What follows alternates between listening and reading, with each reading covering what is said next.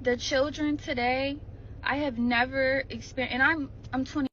Hey Angel, I just love you. Are so cute. See, I've been a parent so long, I wasn't even legal. So I was a parent before I could be a parent. Let me help you out with that. You see, the times have changed quite a bit.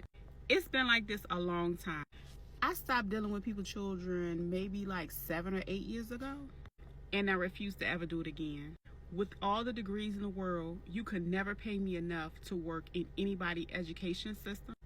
Nothing dealing with people's kids.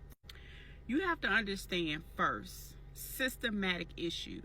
I remember being young and wanting to save the world and loving social work so much until one of my professors said, hold up. He said, don't go out here thinking you're going to change the world, because, you know, at the end of the day, you one person. This was in my bachelor studies. And I was like, well, dang. And it was a Caucasian man. And of course, I had to go out and get some life experiences, and then boom, it made sense. And at the time, I had my own child that I was raising, and I had to sharpen his educational skills because, well, when you put him in public school, you're going to deal with public school issues.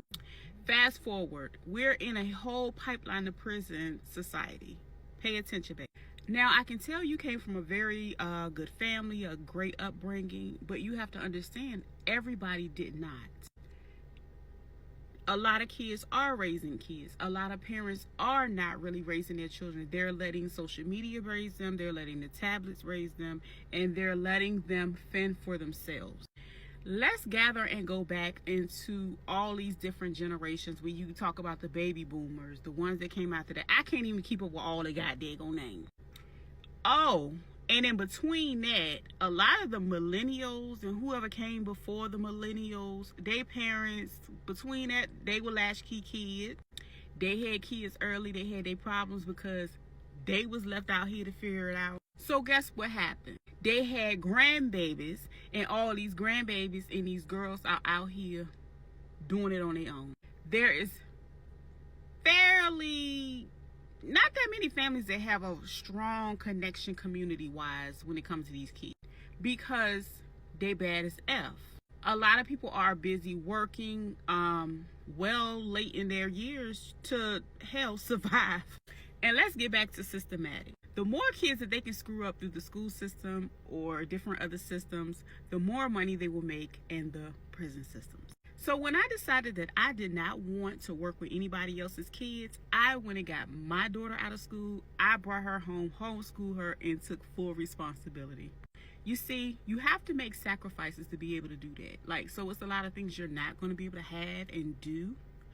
But, yeah, it's a lot going on, baby girl. You 22, and I thought you knew. But you know what? You stick in there. I think maybe you can teach etiquette classes to, provide private services, because a lot of people are quitting, and a lot of people are not renewing their contract. They would rather work at Macy's. A lot of educators have husbands that have good careers that they can kind of lean back and fall back on and go home and do other things like knit or whatever they want to do, because education, especially public education, is in trouble. Oh, let's not forget all of the new things that they ushered in the last couple years that I'm not really going to talk about, girl, because y'all is not about to try to cancel me, but you can read it between the lines. So where do they really have a safe space? And honestly, they're being thrown from here to there, and nobody is really sitting down with them. Again, technology is raising the kids.